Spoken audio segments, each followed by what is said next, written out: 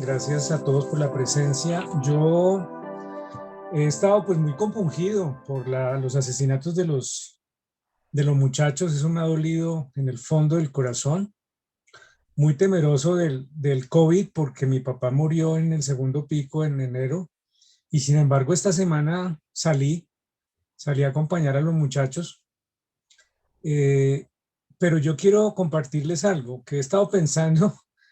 Puede sonar un poco necio, pero hay algo positivo.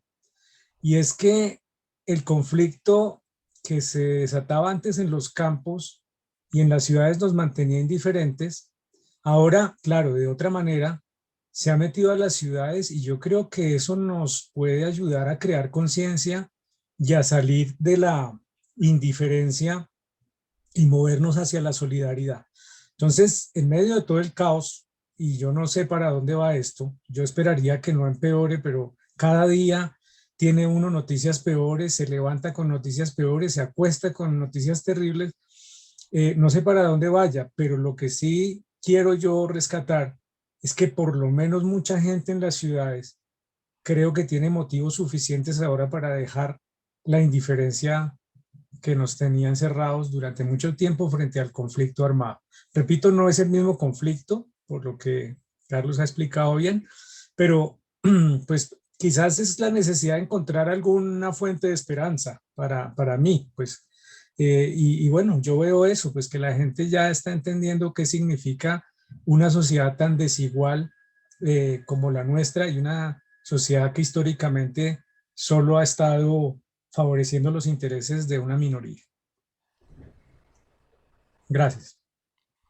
Muchas gracias, Edgar. Juan Pablo. ¿Me escuchan? Sí, perfecto. Sí, pues yo quería como decir dos cosas muy puntuales. La primera, bueno, antes que eso decir que muchas gracias a Carlos por la intervención. Y lo primero es que me parece como un poco que nos ha tocado y es el tema de que hay muchas personas cuando uno se encuentra hablando en la calle o en redes sociales que manejan el tema de los que no están a favor con la protesta social, que están a favor, por decirlo así, con el actual de la policía y piensan que el actual de ellos se rige bajo el derecho que ellos tienen a proteger su propia vida, y es que piensan que eso que se llama derechos humanos es una jugada creada para, para favorecer a las personas que hacen partícipes de las marchas y sobre todo aquellos que dicen que llaman y que llaman los vándalos. Y me parece como un poco sospechoso, ¿no? O un poco característico que ellos lo señalen de esa forma, porque precisamente es por los derechos humanos que se ha ganado mucho en la labor del cuidado del otro. Y lo segundo que me llama la atención, y creo que muy pocas personas lo han tomado en cuenta, es el uso que se ha tenido de las palabras. Muy pocas personas son conscientes que las palabras y las expresiones de las personas acarrean unas responsabilidades enormes, y eso no se tiene en cuenta. Un ejemplo característico es lo que sucedió con el alcalde de Pereira horas antes del ataque armado contra estos dos jóvenes que ocurrió en la noche del miércoles, miércoles o jueves, creo que fue el miércoles, si no estoy mal. Horas antes en una locución de prensa, sacó un comunicado donde eh, decía o eh, daba a entender que lo que debía hacer la sociedad era organizarse, los miembros de la seguridad privada, los comerciantes para crear frentes comunes de seguridad. Y ese es un llamado a la justicia por mano propia, como lo decía Carlos, a expresiones de, de esa cultura, o sea, de esa forma del actuar paramilitar. Eh, yo creo que por el momento no es más. Listo, muchas gracias, Juan Pablo. Marta. Muy buenas tardes, gracias por el espacio. Yo soy docente de secundaria, de educación media, y yo veo dos cosas en esta coyuntura, ¿no? La primera es la misma forma de operar del Estado durante muchas décadas y como si estuviéramos en una guerra urbana que en la vida real podríamos decir que hay algunos tintes de algo así.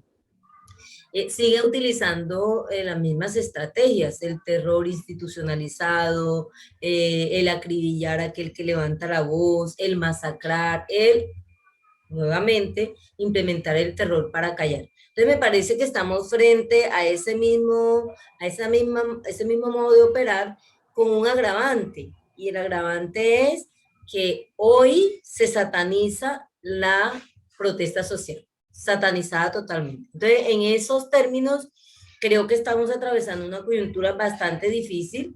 Ya lo comentaba el compañero que intervino antes, ese llamado que hizo el alcalde de Pereira fue un aval para que se dieran las cosas como se dieron. Pero también para mí se presenta un momento esperanzador. Yo, que desde joven he participado en marchas, hoy veo cómo nuevamente los jóvenes, que siempre han puesto la cara, que siempre han puesto el pecho, por así decirlo, hoy tienen mucho más claridad política que antes. Hoy uno habla con un niño de octavo, de noveno, de sexto incluso, y tienen unas claridades que a uno lo impresiona, y son claridades políticas, y son niños que son creyentes, que en su familia son creyentes, pero que tienen muy claro que el sujeto está siendo explotado, está siendo humillado, está siendo incluso muerto en vida, porque todos estos faltantes de las necesidades básicas pues hacen parte de matar en vida a una persona. Entonces me parece que estamos frente a dos situaciones que, como decía yo no sé si es sacerdote el que intervino antes, el que nos dio las palabras, el que nos puso allí el principio para el diálogo. Un Eh, pastor. sí, el pastor, que nos puso el principio para Pastor el Ángel. diálogo, nos decía que definitivamente estamos ante una situación en la que difícilmente estamos representados todos.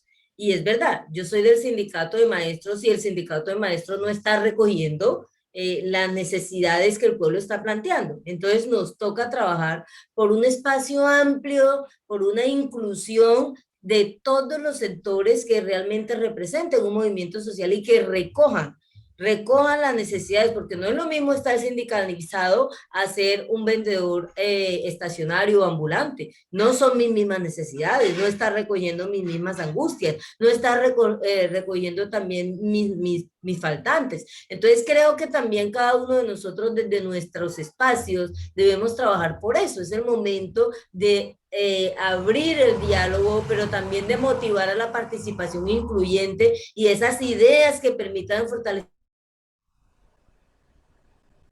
del movimiento social, que permita una salida, pero no cualquier salida, no la salida del 2019, no, es la salida del 2021 que lleve realmente a unos cambios sustanciales. Muchas gracias, Marta. Ay,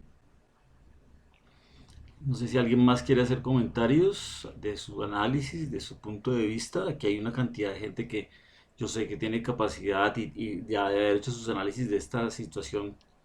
Entonces invitaría a que nos compartan brevemente sus reflexiones sobre el paro. Eh, brevemente Ronald y luego Oliva. Y les agradecemos a todos su participación en este evento. Carlos Enrique se tiene que ir a las 7 porque tiene que viajar al Uruguay vía el internet. Tiene una conferencia con gente en Uruguay. Entonces se va a despedir un momentico y seguimos con Ronald y con Oliva. Carlos. Eh, gracias, Roberto. Sí, lamentablemente tengo que retirarme. Les agradezco mucho que nos hayan acompañado. Dos cosas, o una cosa quiero decir, es, me parece que este podría irse progresivamente constituyendo en un espacio de encuentro, no solamente entre quienes estamos acá, sino incluso con más personas. Podríamos ir invitando más personas. Digamos, un espacio desde la universidad que nos permitiría ir intercambiando no solamente la comprensión del momento, sino también algo que es absolutamente necesario, un espacio, si ustedes quieren, de expresión subjetiva, de poder comentar todas nuestras preocupaciones, que son muchas. A medida que van pasando los días, pues el asedio es mucho mayor. Eso yo lo voy notando muchísimo con estudiantes. Están muy impactados, muy conmovidos, cosa que no ocurría en momentos anteriores. Entonces, simple y llanamente como dejar abierta la propuesta y ojalá se pudiera concluir algo al respecto para tratar de ir configurando aquí un espacio que nos permita, desde la perspectiva del cristianismo de liberación, irnos pronunciando, que puede ser una oportunidad para precisamente poner en público una voz que es necesaria colocar en este país. Bueno, muchas gracias y ojalá todo termine de la mejor manera. Gracias, Carlos. Está muy bien en tu conferencia. Entonces vamos a seguir con Ronald y luego con Olivo. Gracias, buenas noches. Antes que nada, para los intervinientes, pues me identifico, yo soy Ronald Rico, soy juez civil acá en Bogotá y entre otras actividades que tengo, soy profesor en pregrado en las universidades del Rosario y de la Sergio Arboleda y de Derecho Probatorio. Y esta mañana tuve clases y comencé justamente las dos clases en ambas universidades abriéndole el micrófono a los estudiantes para que se pronunciaran sobre las actuaciones de esta semana con relación al paro. Y lo que noté es lo que acaba de decir Carlos, que hay una sensibilidad muy a flor de piel en los estudiantes. Todos ellos, todos los que intervinieron en ambas universidades se manifestaron en favor de las causas o los motivos del paro. Rechazaron sí la violencia, pero están a favor de las causas. Algunos de ellos manifestaron que querían participar, que querían ir a marchar. Otros dijeron que querían ir, pero que no lo podían hacer por miedo al COVID principalmente. Incluso una alumna, al finalizar las intervenciones, dijo, como mensaje para las mujeres, tengan mucho cuidado, les dijo, por favor vayan en grupos grandes, no salgan de noche. En otra universidad la recomendación fue colaboren a la gente que está marchando, denle comida o lleven comida, compártala con los que están ahí. Esta situación me causó muchísima, digamos que mucho impacto en la medida en que no pensé que en ambas universidades, que son universidades de élite, fuera a tener un respaldo tan amplio la movilización popular. Sin embargo, uno de los aspectos que quisieron destacar en estas universidades fue cómo lograr un cambio real, que es la premisa fundamental en este tipo de conversatorios. Y pues la respuesta para mí siempre será política, pero por mi función judicial me es imposible manifestarme o pronunciarme en esos sentidos. Ni mucho menos apoyar las manifestaciones de algún sentido, porque yo puedo verme expuesto a decidir acciones judiciales con relación a eso. Entonces yo planteé una pregunta aquí en el chat, en el sentido de que cómo lograr un liderazgo, porque Carlos estaba justamente cuestionando la participación o quizás la legitimidad de quienes están liderando las conversaciones con el gobierno. Mencionó al tema de los sindicatos. Y pues mi pregunta es, ¿cómo lograr un liderazgo desde las universidades? Viendo que hay un gran interés en los estudiantes. Les refería esta mañana que grandes cambios como la Constitución del 91 se gestaron justamente en las universidades. Entonces me respondió Edgar, algo que me pareció simpático y que quisiera leer. Por eso me motivé a hablar en esta sesión. Me dice, mire, en la Javeriana se han hecho algunos foros a partir de manifestaciones de noviembre del año 2019. Creo que hay elementos valiosos. La Carta de los Rectores también señala algunos puntos de trabajo. Y, cierro comillas, la Carta de los Rectores fue fabulosa, a mí me gustó, pero eso quedó como un comunicado a la comunidad pública, al público en general. Y quisiera plantearles, ya que yo no lo puedo hacer por la salvedad hecha anteriormente, que este grupo que se ha formado trate de reunir esos elementos de los foros desde el año 2019 junto a la Carta de los Rectores y planteen un texto, que no sea muy extenso, pero un texto donde se escriban esos puntos fundamentales y se lo dirijan directamente al gobierno, el presidente de la República, a través de algunos de sus ministerios, para que se escuchen estas voces y haya una mejor interlocución, por lo menos desde la academia. Eso era lo que quería participar. Les agradezco mucho y los felicito a todos por todo el trabajo que están realizando. Gracias, Ronald. Oliva. Sí, gracias. Buenas tardes para todos. Bueno, yo soy periodista y soy también docente en un seminario bíblico de línea pentecostal, pero pues también muy comprometida, bueno, y digo el pero, porque a veces pues se dice, bueno, si es de esta línea como que no está de acuerdo con todos estos temas en el sentido de la validez de las protestas y eso. Y afianzo ese pero porque sí he sido pues desde mi comunidad y ahora para la iglesia que pertenezco, como que nos reunimos varias personas pensando en eso, cómo desde la iglesia y desde un poco la academia podemos aportar a todo esto que está pasando.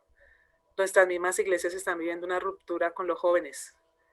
Hoy precisamente estaba atendiendo a algunos de ellos que están muy molestos con la iglesia porque no se pronuncia debidamente. Con la iglesia me refiero a la propia.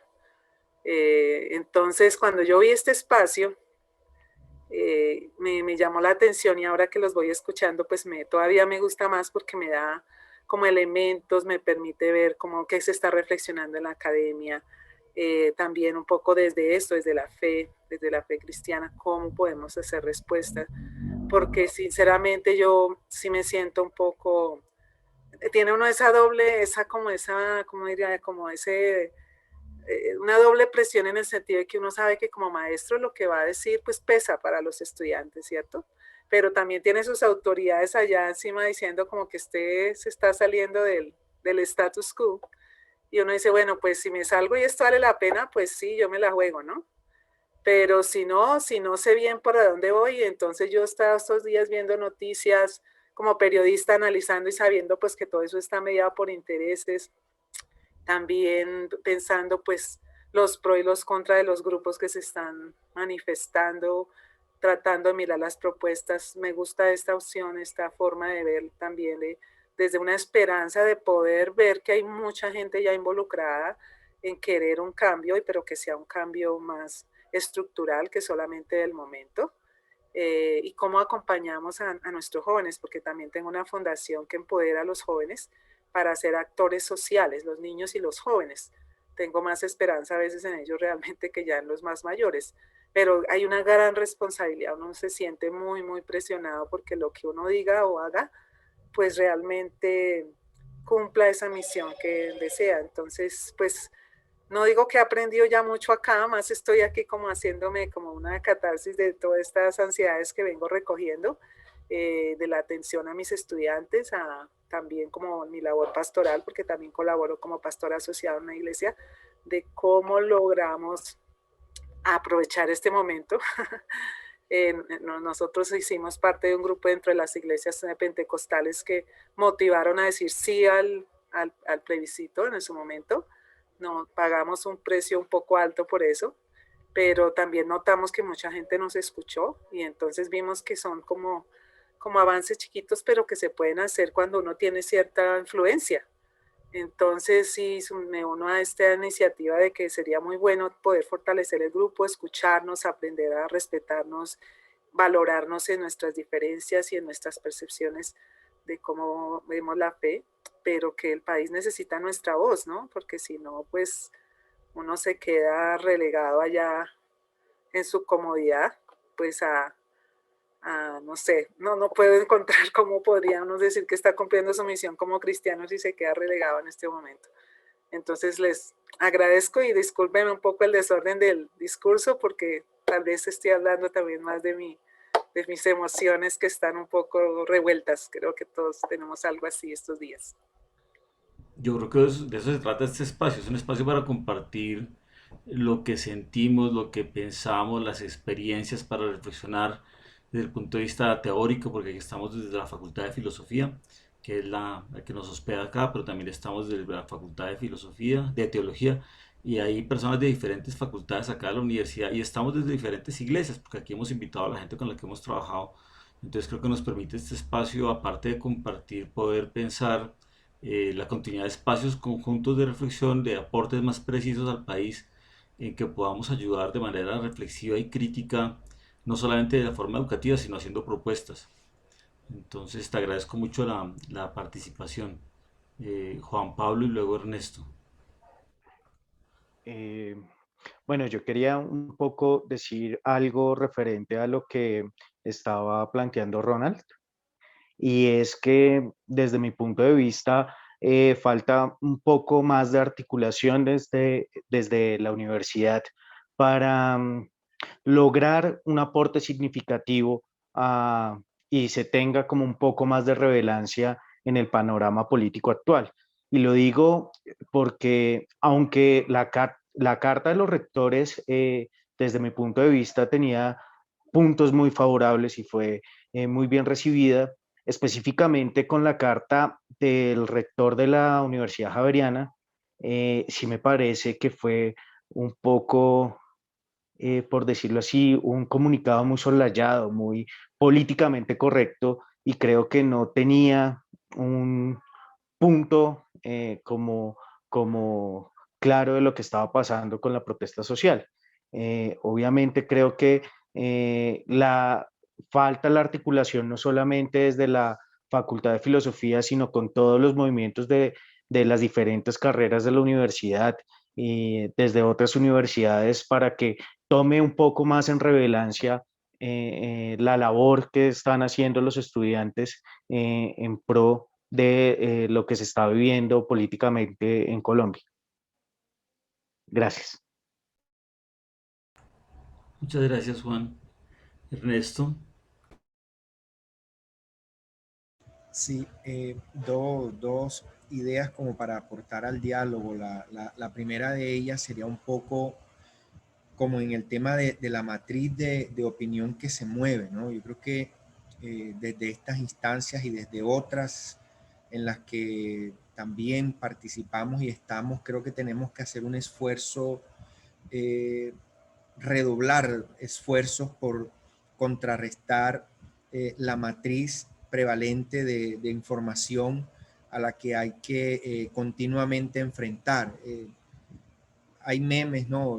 Ahorita miraba uno que dice, he tenido que pelear con mi familia, mi mamá, para contrarrestar lo que le dice fulana o tal cadena televisiva o radial, pero aterrizando un poco en el diálogo de lo que quienes me han antecedido en el uso de la palabra, creo que podemos hacer un poco más visible lo que hacemos, y esto ya lo hemos dialogado seguro en otros espacios, pero en el marco en el que estamos, por lo menos nosotros como iglesia, lo que más hemos tratado de hacer es consolidar una matriz desde los canales que tenemos, por orientar la información responsablemente, por contrarrestar también la noticia falsa o fake news, como le queramos llamar, pero fundamentalmente contrarrestar las palabras como que se van haciendo una verdad inamovible, ¿no? El vandalismo, el vándalo, el que protesta. Ese tipo de marcas, ese tipo de sindicaciones o de etiquetas, hay que enfrentarlas también con una matriz que se mueva en las redes también. Hay que trabajar muy fuerte en eso, y fíjense que lo que ha ocurrido es que internacionalmente se ha logrado movilizar documentos importantes de respuesta en la medida que esa matriz se ha trabajado, pero creo que con lo que viene pasando de desapariciones. Ayer asistí a una reunión y se hizo en parte un denuncio sobre este camión en Cali que fue detenido, etcétera. Ese tipo de comunicaciones hay que fortalecerlas, hay que multiplicarlas, hay que validarlas como instituciones, porque en la medida que instituciones respaldan ese tipo de informaciones, también les da credibilidad en el ámbito internacional. Entonces creo que si somos tibios ahí, si no tenemos un compromiso con ese tipo de comunicación y de enfrentar esa otra matriz de las cadenas de televisión, de radio, que ya todos sabemos cuáles son y cuál es su trabajo, va a ser muy complicado contrarrestar, digamos que el estigma que se está vertiendo. Y no podemos echar digamos que en saco roto todo esto que se ha por Twitter también dicho a través de los grandes líderes de los distintos partidos, principalmente del partido de gobierno, y sus intencionalidades al comunicar, al dar órdenes, a ese tipo de comunicaciones que son finalmente una matriz de opinión que se vuelve evolutiva, que se vuelve un accionar, y vemos entonces que salen carros a dispararle a personas, camiones llenos de policías, de civiles, militares, etcétera, etcétera, etcétera.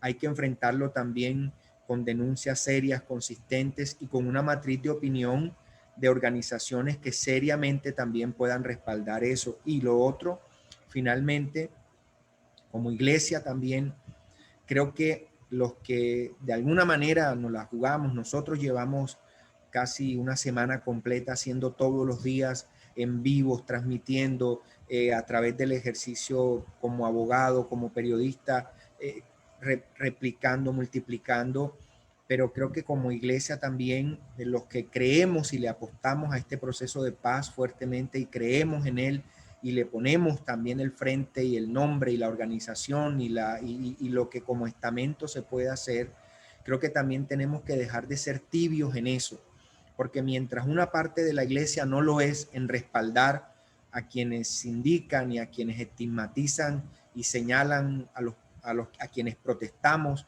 de la manera como lo hacen, la iglesia que de alguna manera se opone lo hace tibiamente, tímidamente, con declaraciones que a veces, estoy de acuerdo con el compañero que me precedió en el habla, sí son políticamente muy concretas y correctas, pero realmente no le ponen también un vallado y un hasta aquí también a esa otra corriente que sin miramientos algunos invita a disparar, invita a matar, invita a tomar las armas a la ciudadanía. Entonces yo creo que cuando estamos enfrentando ese tipo de accionares, también se necesitan acciones no violentas, también visibles, consecuentes y pertinentes. Gracias y perdón por el tiempo que me tomé para hablar. Oliva pregunta por el chat que ya no conoce iglesias que hayan apoyado los acuerdos de paz. No, soy yo quien le pregunta a Oliva, Robert. Ah, eres tú. Pues aquí Sí. están todos. Ahí le escribí cuáles fueron las dos iglesias en las que trabajé y trabajamos arduamente. Sí, Desde pero la pedagogía, desde el aporte con iniciativas, luego con la pedagogía de los acuerdos. Y bueno, pues ahorita estamos haciendo el seguimiento a la implementación. Gracias, estoy escribiendo un artículo sobre esas iglesias, luego te contactaré. Gracias. Las Gracias. iglesias están invitadas e invitados quienes quieran comunicarse con Edgar para el artículo y compartir la experiencia de las iglesias, porque aquí las iglesias no católicas que han apoyado el tema de la paz han sido las que están acá, me parece. Está Jenny, está Ernesto, están varios acá que pueden contarle a Edgar. ¿Alguien más quiere compartirnos reflexiones? Yo todavía veo la mano levantada de Ernesto y de Juan Pablo.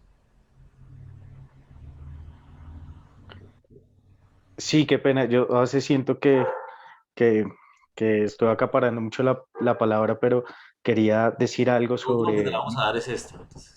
sí, la intervención anterior, y es que sí me parece muy importante el manejo que se da desde los medios, como estos medios masivos de información, porque nos han puesto como entre la espada y la pared y entre esa dicotomía entre el cemento y la vida. Y es que para muchas personas los medios de comunicación están poniendo para muchas personas es más importante una estatua, una valla, un vidrio roto o una infraestructura quemada que la vida de las personas que se están perdiendo. Y eso también ha llevado a que las expresiones populares pierdan esa validez frente a esos grandes grupos de opinión, porque lo que hacen es, a mi modo de ver, es privilegiar ese cemento, esa infraestructura, que favorecer la lucha por la vida y de visibilizar que las personas que están perdiendo la vida es lo más importante y es lo que más preocupa. Gracias, Juan Pablo. Nelson y luego María del Pilar. Buenas noches, Nelson. Buenas noches, me presento. Yo soy religioso, soy franciscano en la provincia de San Pablo Apóstol y agradezco mucho la invitación, agradezco también mucho este espacio. Carlos nos decía algo que es importante.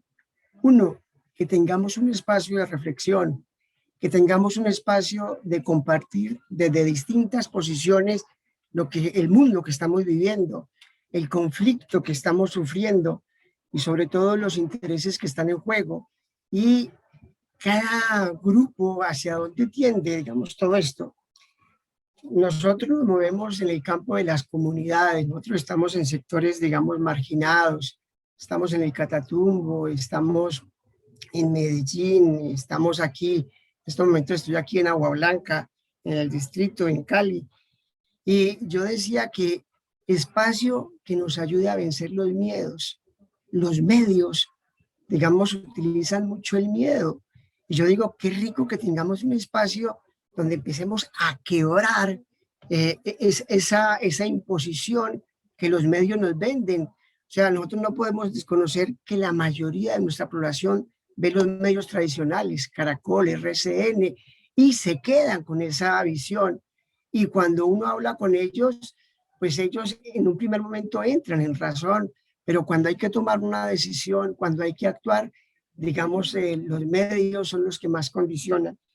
Entonces, me parece que uno, tener un espacio donde quebremos esa racionalización y podamos vencer los miedos, podamos vencer también, es que este estado nos naturalizó la violencia. Yo vivo en un sector donde una vez le llamé la atención a un niño porque golpeó a otro con una piedra y decía, no, pues en eso la violencia se naturalizó y entonces no hay posibilidad, no hay otra alternativa, hay más organizaciones y a muchos más sectores. Otra cosa que me parece a mí importante y fundamental, que si no trabajamos en red, digamos, la pequeña organización la muele muy rápido. Y qué rico que este espacio no sea solo nacional, que pueda ser también de descubrir cómo nos perciben y también cómo podemos compartir esto que está viviendo. Muchos frailes de América Latina y de Europa nos preguntan qué está pasando. Los alemanes nos dicen, bueno, ¿por qué no nos cuentan qué pasa en Buenaventura, qué pasa en Cali? Porque allá llegan, digo, los medios tradicionales y en cierto sentido me parece que es importante trabajar en red, me parece que es importante ampliar el pensamiento, esta riqueza del pluralismo me parece importante y genial y yo pienso que el Papa, digamos, en su accionar ha abierto mucho la puerta en esa dimensión, en que necesitamos trabajar en red, en que necesitamos abrir el pluralismo y en que necesitamos verdaderamente el apoyo. Y una cosa que aquí se está planteando y que me parece que es importante, la formación de la conciencia crítica. Esto me parece fundamental. Y bueno, pues, o sea, frente a la realidad que estamos viviendo, me parece muy bien lo que Carlos nos decía, ¿no? Hay muchos movimientos. ¿Quién los coordina? ¿Quién jalona todo esto? Y sobre todo, ¿qué propuestas podemos hacer entre todos para que tenga mucho más fuerza? Entonces, yo lo que quería era eso, agradecer este espacio y reconocer que hay muchos, digámoslo así, enemigos que están muy en nuestro interior y que tenemos que vencerlos para hacerlo, la consigna, ¿no? Otro mundo es posible, o sea, los dueños del capital acapararon y se volvieron, digamos, con un apetito voraz y asesino. Entonces, es en eso, reconocer este espacio.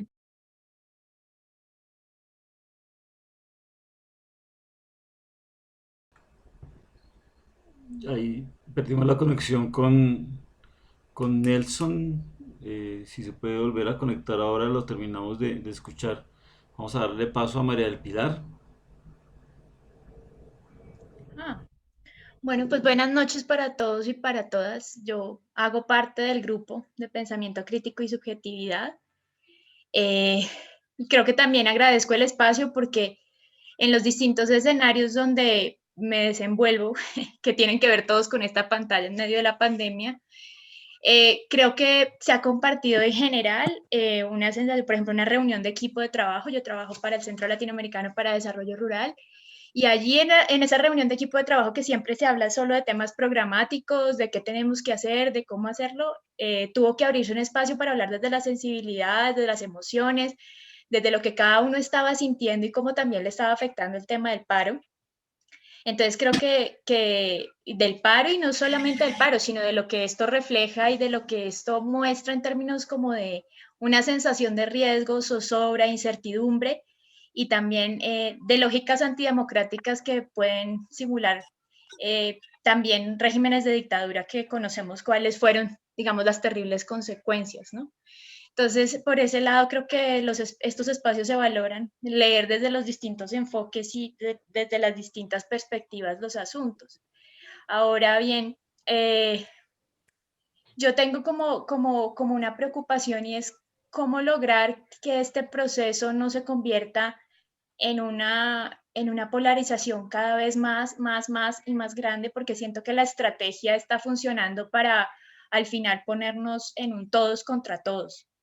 El tema del fantasma del desabastecimiento, el desabastecimiento que se está haciendo real en muchos lugares, en Cali, por ejemplo, en el sur de la ciudad, donde viven las personas con más desfavorecidas, las que han tenido que sufrir más el tema de lo que ha significado el COVID, y, por ejemplo, estar siendo, digamos, víctimas de la especulación con el tema de los alimentos, por distintas personas o por con las que una conversa, que se sabe están sufriendo unas consecuencias duras por las acciones del paro, y digamos como que no es tan fácil poder comprender que los que están bloqueando están llevando como unos liderazgos por temas justos o tienen unas reivindicaciones justas, sino que en últimas, poco a poco, esta presión va generando como una sensación de todos contra todos. Y allí yo creo que hay como, ¿qué podemos hacer frente a eso? O sea, ¿cómo lograr qué hacer frente a este tema de que cuando estamos frente a una situación de riesgo, cuando sentimos miedo, cuando sentimos zozobra, entonces simplemente queremos buscar quién es el que nos está haciendo ese daño, y allí pues lo que nos está presentando no solo los medios, sino también los discursos desde la institucionalidad y demás, es que los que nos hacen el daño son los que están saliendo a la calle, los que están bloqueando. Pero no las causas por las que ellos están ahí. Entonces ahí yo siento que hay un reto bastante grande, cómo no seguimos así separándonos en un costado y en el otro, uno y otro lado de la sociedad.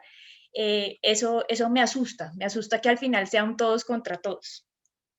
Lo otro es como las reflexiones que hay sobre el tema de cómo lograr las transformaciones en la sociedad.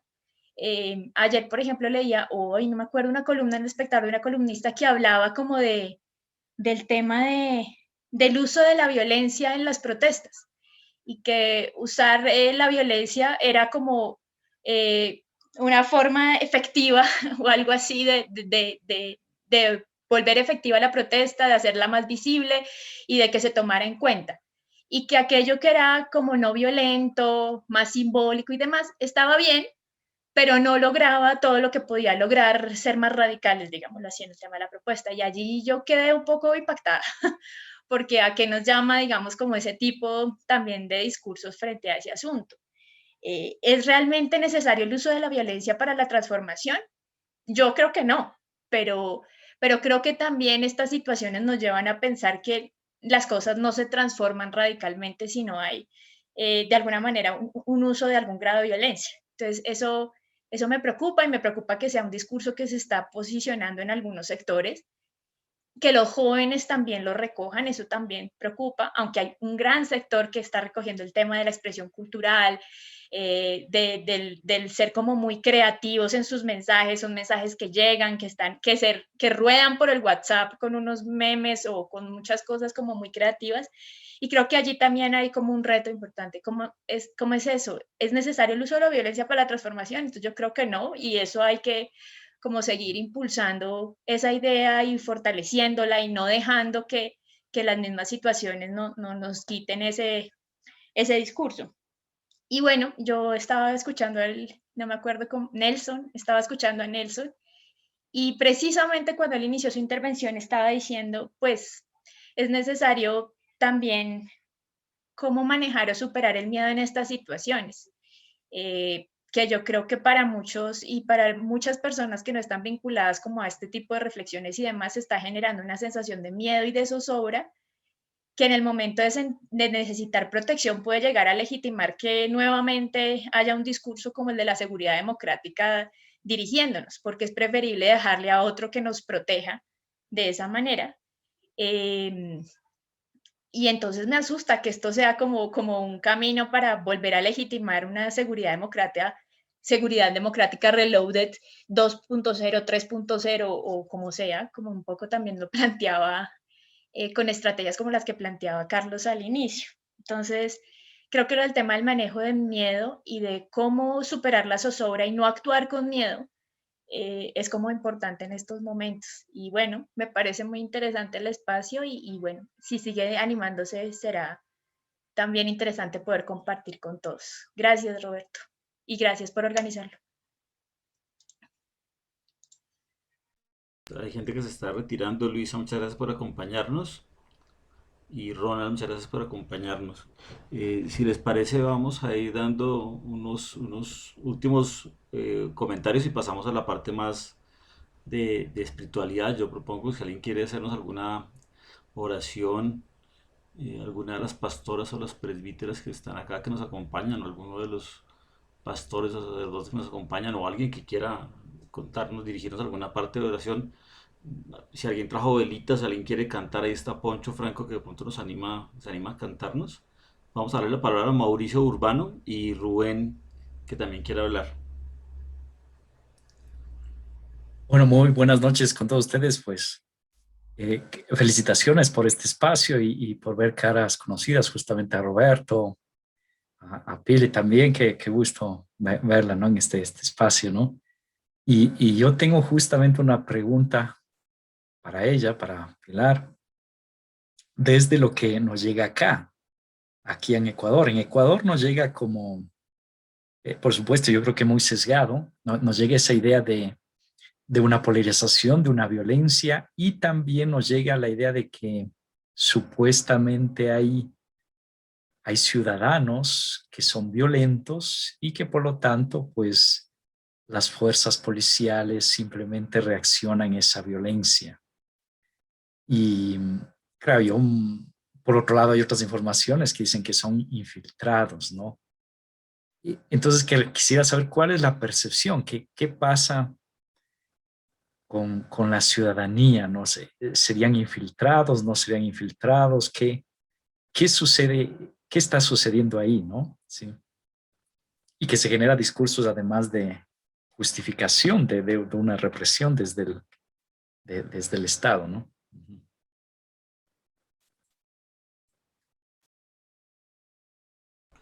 Pilar. Pero Mauricio me dio cara conocida y me dejó la pregunta. Digo que te quería preguntar a ti, yo tengo una versión de eso, pero es que Mauricio la puede Claro, por la Mauricio, polarización. Claro. O sea. Sí, Mauricio, sí, el sí, presidente no. girardiano debería saber una respuesta a esas cosas. Entonces,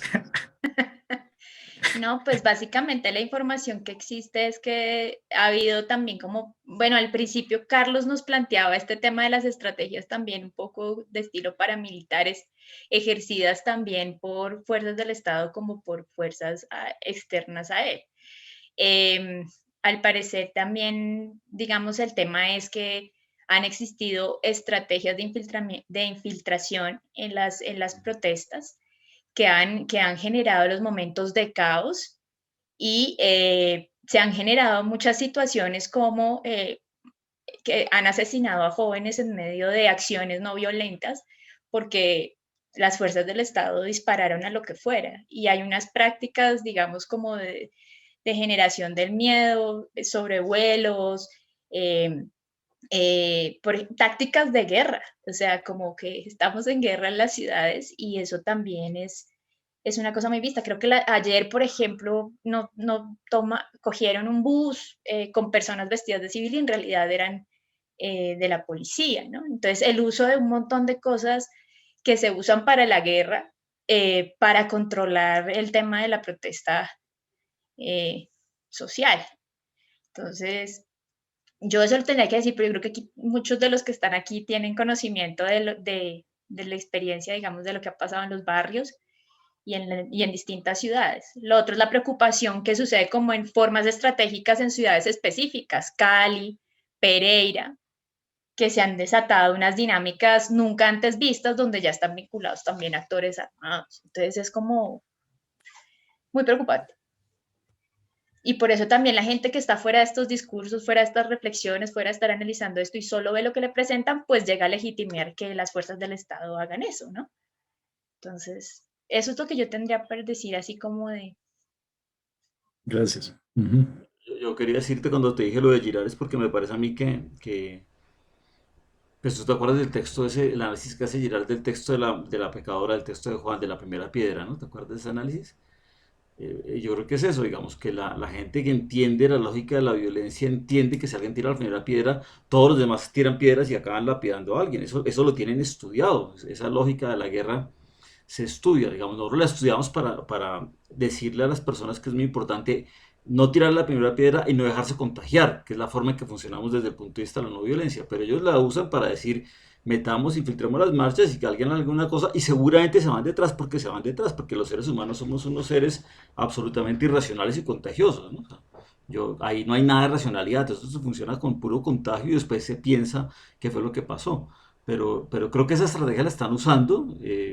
Nosotros hemos logrado en la universidad, digamos, lo que tenemos en la red de trabajo con los estudiantes es tratar de decirles a través de la vicerrectoría del medio, decirles pues que traten de reaccionar con paz, que no se dejen meter en las acciones violentas, que saquen le quite a los grupos violentos y los denuncien, ¿no? Entonces, pero yo entiendo que la no violencia para que sea efectiva tiene que ser una formación de más largo plazo, como lo que hizo Gandhi, porque es que a uno le pegan y uno golpea, ¿no? A uno le insulta y uno insulta, entonces uno tiene que aprender y entrenarse en la no violencia para que efectivamente sea una fuerza activa de transformación. Como decía Gabriel Díaz muy bien, que se trata de la no violencia activa, porque no se trata de la pasividad, se trata de la actividad transformadora. Entonces, creo que en eso hay que distinguirnos. Nosotros no estamos, nunca hemos tratado de trabajar para que la gente sea pasiva frente a los conflictos, sino para que activamente tratemos de transformar los conflictos y nos metamos en los conflictos a resolverlos desde el punto de vista de la no violencia. Entonces, y en eso sí creo que nos falta mucho entrenamiento. Yo confieso que en la universidad pues eso es un tema al que se le saca el cuerpo porque la gente no sabe esas cosas. Hay clases de conflicto, pero no hay clases de no violencia, ¿no? Entonces, creo que estamos en mora todos de hacer ese tipo de formación. Los que han trabajado, los que trabajaban con Gabriel Díaz en Medellín, pues estaban más avanzados, con Paz Cris estaban más avanzados, los que han participado en el grupo de no violencia, pues están más avanzados en eso. Pero creo que ahí tenemos todos mucho que aprender para hacer un movimiento más contundente que haga transformaciones sin la violencia, sin caer en el juego de la violencia, porque en eso sí nos meten facilísimo, ¿no? Entonces...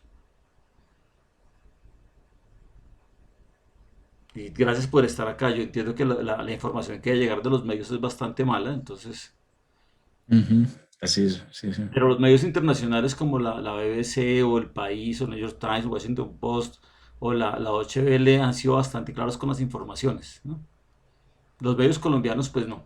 Aquí si uno pudiera ver cable noticias o los medios independientes, pues ahí sí hay, ¿no? En las redes comunitarias, pero como los están bloqueando, pues entonces no hay mucha información. Entonces, Cable Noticias se mantiene con cierta independencia contando todo, pero pues Caracol y RCN son una cosa vergonzosa. Entonces, para ellos el problema es que hay destrucción de cosas físicas y hay buenos y malos, hacen una lectura moral del conflicto, hay unos buenos, los buenos somos más y los demás son malos, nosotros somos los buenos que no marchamos, no protestábamos, no nos quejamos, aceptamos el gobierno, las instituciones, y los demás son los malos, y si uno se queja de malo, y el discurso de Uribe ha sido eso, ¿no? El que salga a marchar es un enemigo público, por eso está legitimado matarlo, porque el que proteste en este país que está tan bien, pues hay que matarlo, entonces eso es un discurso fascista que yo creo que hay que pararlo, ¿no? Y papel nuestro es desenmascarar ese tipo de discursos y proponer una cosa distinta, porque si no esta sociedad es totalmente inviable. O sea, que vivir en una dictadura de un narcotraficante me parece que no es una solución para nadie, pues. Entonces, Roberto, gracias, hay un comentario de Jenny Neme en el chat porque no puedo. léelo, léelo. Ah, vale. Saludos a todas y todos. Este comentario es de Jenny Neme. Tengo algunas dificultades logísticas y no puedo hablar. Aprecio el espacio y creo que debemos seguirlo. Quisiera proponer también que analicemos qué ha pasado en nuestros escenarios eclesiales, comunitarios de fe, desde las movilizaciones de 2019 y su rol profético.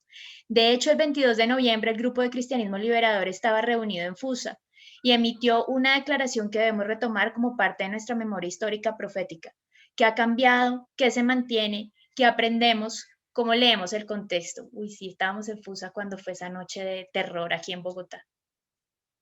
Y las últimas noches del paro pasado en febrero, antes de que nos encerraran, estuvimos ahí en el Parque de los Periodistas con los compañeros de las FARC y con los líderes sociales haciendo la denuncia que ellos invitaban, estaban las iglesias acompañando, estábamos allá en nombre de las iglesias acompañando ese proceso dentro del paro, porque estábamos metidos en el paro, pues como hemos estado metidos en casi todas estas cosas. Entonces, Jenny, muchas gracias por tu comentario. Está abierto el comentario a la gente de las iglesias. A mí me contaba Snyder que allá les han hecho casi que bullying a hablar del paro porque se entiende pues que la gente que habla del paro ya está del lado del demonio, ¿no? Eso es como es la horda de los gays, los veganos, no sé qué más cosas, los satánicos, entonces todo eso. En cambio, no estar con el paro es estar con el bien, pero si yo estoy caracterizando, obviamente me estoy burlando de la cosa, pero si nos cuentan cómo ha sido la presión, porque aquí lo que hemos tratado es que los diferentes puntos de vista teóricos y existenciales en las iglesias pues puedan ser acogidos, pero en general tenemos una posición que todos conocemos hacia dónde vamos, o sea, nos interesa el cambio de la sociedad, eso nunca hemos dicho que aquí no tenemos una posición neutral ni nos interesa sostenerla. Entonces, si alguien nos quiere contar su experiencia desde las iglesias, está abierto el micrófono para que nos compartan.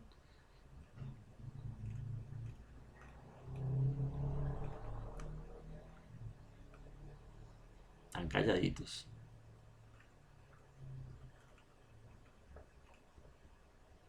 Snyder, dale. Buenas noches.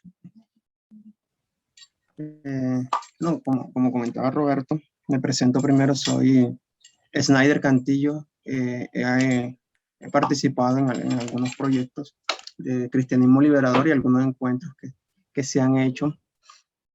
Creo que una lectura bastante importante que yo hago referente a todo lo que está pasando, yo lo hago quizás desde varios puntos de vista. Como docente de una institución secundaria, como estudiante universitario, como miembro de una iglesia que se le conoce como las pentecostales, y es bastante, digamos que bastante diverso, digamos que pertenecer a diferentes grupos donde cada uno tiene una opinión diferente, como bien lo mencionaba Roberto, desde muchas iglesias, quizás no a nivel local, porque en el barrio donde yo vivo, digamos que el tema del paro, digamos que solamente es visto por televisión y se ve algo como lejos, como que, ay, pobre lo que está pasando en Cali, como pobre lo que está pasando en Bogotá, pero no se ve como una realidad bastante cercana aquí, donde yo vivo actualmente. Entonces, lo que uno se entera, más que todo, es por los medios de comunicación. Y como bien sabemos, los medios de comunicación como Caracol y RCN, que son los canales públicos que hay, digamos que no informan bien, son bastante sesgados en sus opiniones. Y las personas que viven, digamos que en estos barrios, muchos no tienen quizás el acceso a internet, entonces tienen esa opinión sesgada, como que pobre la gente, cómo vandalizan, cómo están destruyendo las cosas. Se tiene mucho, digamos que esa opinión. Desde la iglesia, creo que, como bien lo mencionaba una compañera que habló antes, que dijo que le costó bastante el trabajo con la iglesia en el tema del plebiscito. Creo que a la iglesia cristiana evangélica se le ha hecho una lucha o se le dificulta bastante este trabajo porque siempre se estigmatiza de que son acciones del demonio, que si se hace o se dice algo que está fuera de un contexto bíblico, enseguida lo satanizan y todas estas cosas. Pero sí he visto un despertar, pero más de los jóvenes, pertenecientes a las iglesias. Los jóvenes pertenecientes a las iglesias, tengo bastantes compañeros quizás de otras iglesias católicas, pentecostales, y sí sé un despertar desde los jóvenes y ese sentimiento de rebeldía que dicen que el pastor allá me prohíbe, pero no me interesa, si peleo con el pastor no me importa, pero yo he adquirido unos ideales que me parece justo defenderlos y que por mi conocimiento bíblico no lo veo ajeno a la labor bíblica o el ejercicio del ser cristiano y salir a protestar y salir a levantar mi voz, teniendo en cuenta la violencia que también está presente, repudiar la violencia de cualquier forma. Entonces, desde las iglesias es bastante pesado eso, más que todo por la desinformación que tienen las iglesias cristianas y el poder masivo que tienen las mega iglesias y la influencia que ellos tienen sobre las iglesias pequeñas. Pero sí resalto el papel de la juventud dentro de las iglesias como agente transformador en estos procesos y en esta situación, que son los que quizá le dicen no, o sea, se reúnen con los líderes y los pastores dicen no, lo que pasa es que esto no es así, miremos esta otra forma que se puede hacer, miremos esto, y explicarle un poco ese conocimiento que se carece en temas de política, en temas sociales, que dentro de las iglesias es bastante pobre. Sí he visto también en los estudiantes a los que yo le di clase, sí he visto bastante un despertar, pero también he visto una desinformación por parte de ellos, es decir, voy a marchar, no entiendo muy bien cuál es el problema principal, pero de todas formas me interesa porque es mi país y voy a marchar. Digamos que se ve eso al igual que en la universidad, con los compañeros de universidad dicen, yo voy a marchar, yo estudio electrónica, no sé muy bien de política, pero me interesa el tema y cuenten conmigo para la marcha. Una apreciación ya quizás para terminar esta intervención que me parece bastante correcta decirla, es que la lectura que yo le hago referente a los actos vandálicos, creo que también se debe contemplar, bueno, aquí en Barranquilla había una ola de inseguridad bastante grande. En Barranquilla, diariamente antes del paro se veía que se atracaba a la 1, 3, 4 atracos registrados en establecimientos. Y creo que la ola de delincuencia creo que ha aprovechado un poco estas movilizaciones para seguir ejerciendo sus acciones ilícitas. Entonces, creo que se mezcla un poco los vándalos que delinquen, se han mezclado un poco con esto y digamos que han dañado un poco la imagen de las marchas. ¿Por qué? Porque sí hay mucha gente pacífica, hay mucha gente que sale a marchar, mucha gente que sale a levantar su voz de forma pacífica, pero también hay muchos delincuentes que aprovechan eso para seguir delinquiendo. Entonces, creo que esa lectura es bastante importante tenerla en cuenta particularmente en todos los hechos que se han presentado aquí en Barranquilla. Saqué a un almacén y listo, hay muchos jóvenes que están marchando, pero hay otro grupo que está partiendo vidrios en un almacén, saqueando una olímpica, saqueando y robándose las cosas. Entonces, eso también hay que tenerlo presente. Muchas gracias. Muchas gracias, Snyder. Nosotros hemos estado hablando de que se necesitaba hacer formación política, que era muy importante hacer formación política en particular con los jóvenes, por lo que decía Carlos, que acaba de repetir Snyder, pues que las razones no son muy claras, ¿no? Entonces, creo que una tarea que tenemos todos en las comunidades y en los grupos es hacer formación política. Entonces, nos toca educar en tema político. Se vienen las elecciones, no sabemos en qué va a parar esto del paro, pero si hacemos formación política en estos grupos, creo que ganamos bastante. Por otro lado, yo no sé ustedes qué tanto están enterados de que nosotros trabajamos con Sigsal, estamos metidos en la red de Sigsal. Pero si quieren participar de la red de Sigsal, que ahí se hacen en general reuniones, hay comunicados para ayudar a entender la realidad, hay unos programas de radio, entonces escríbanos y les compartimos los vínculos para que participen también de la red de Sigsal, que es de América Latina, aunque hay gente también de Estados Unidos y de Europa, pero que está trabajando a partir de la invitación del Papa Francisco a la construcción de la paz en esta coyuntura. Entonces ahí estamos todos invitados para que tengamos también un referente al que podamos participar. ¿Listo? ¿Alguien más quiere participar? ¿O pasamos a la parte propiamente más de alguien que nos dirija una oración y algún canto?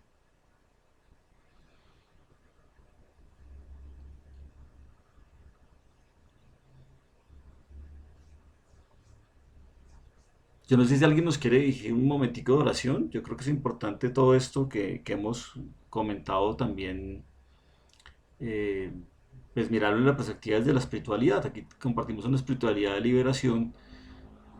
Si alguien nos quiere motivar a esto, pues tómese la palabra, por favor.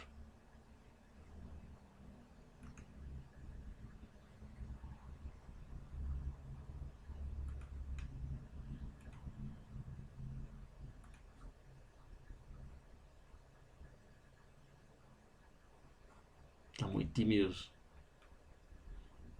No sé si Poncho nos quiere cantar una canción.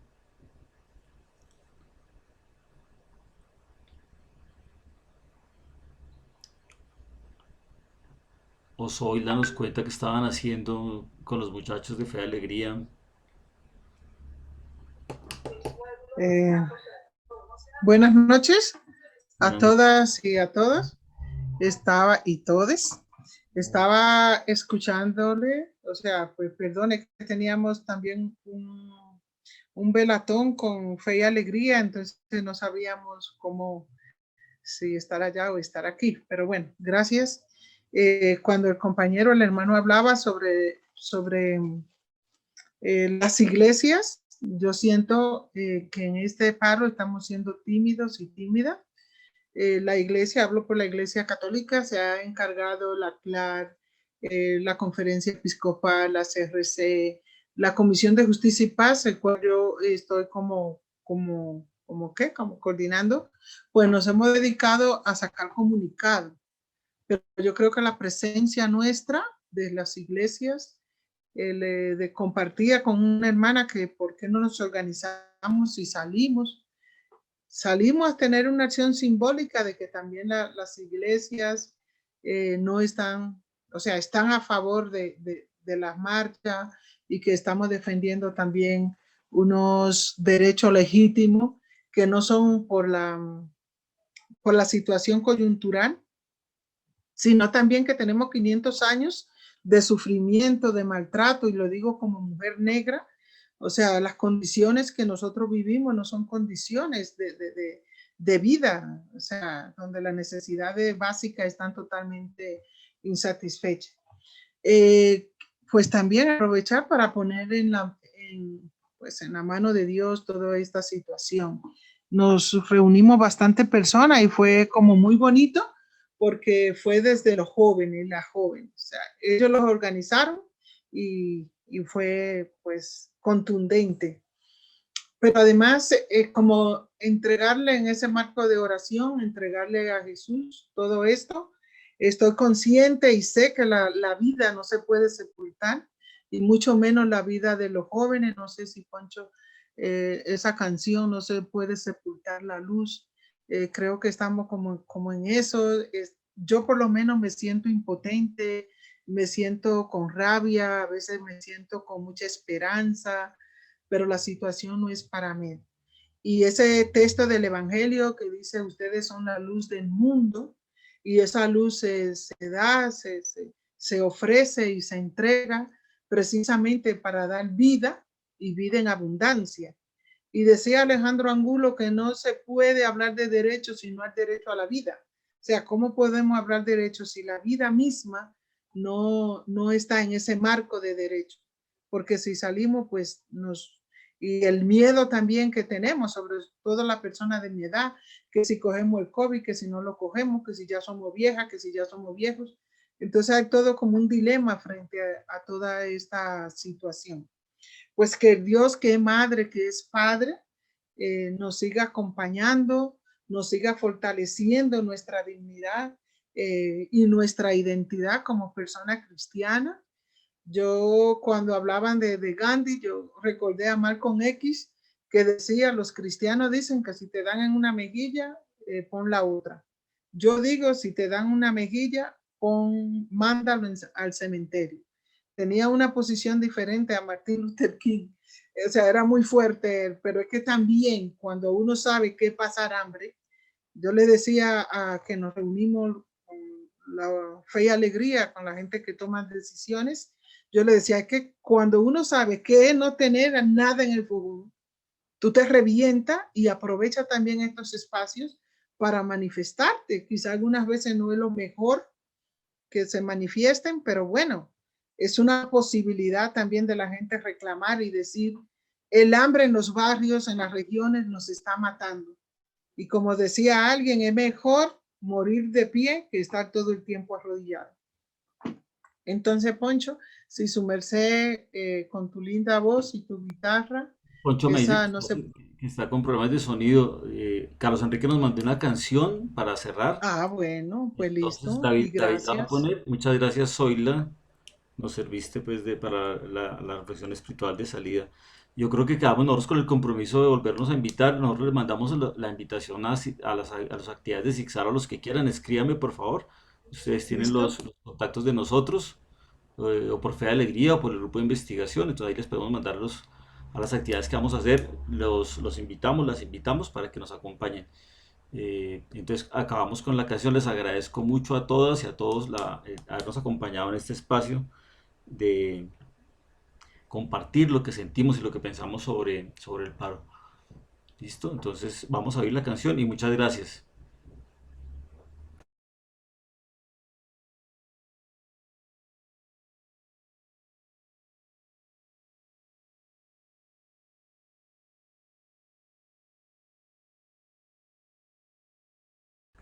No tienes compartido sonido.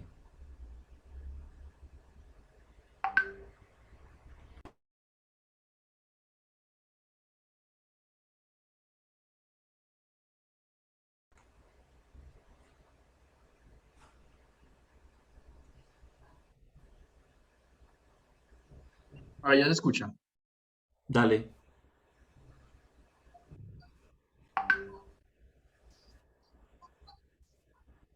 Pero muy pasito. ¿Bien? ¿Se escucha bien? No se escucha. No, no se escucha. Déjame, yo intento.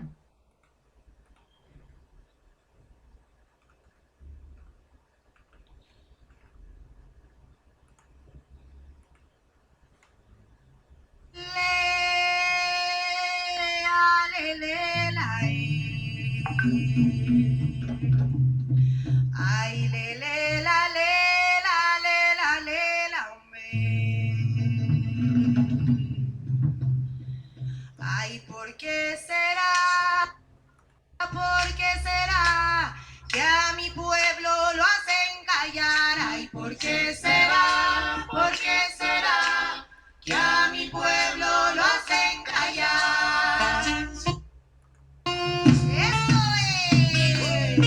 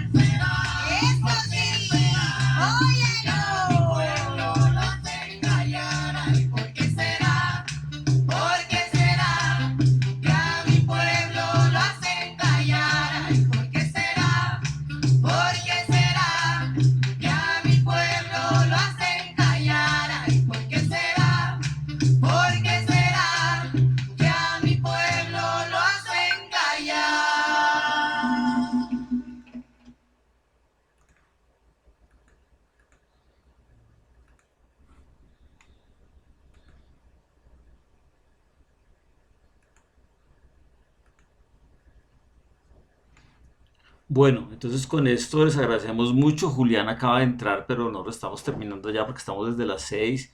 Les agradecemos mucho a todas y a todos la compañía. Espero que se sigan cuidando del COVID, que sigan cuidándose de la vida en medio de este paro, cuidando sus comunidades. Sigan animados y animadas con su trabajo pastoral y comunitario o de profesores o profesoras. Listo, muchas gracias. Muchas gracias. Gracias, un abrazo a todos, a todas. Gracias. Buenas noches, gracias. Buenas noches, Muchas gracias. gracias. Muchas gracias.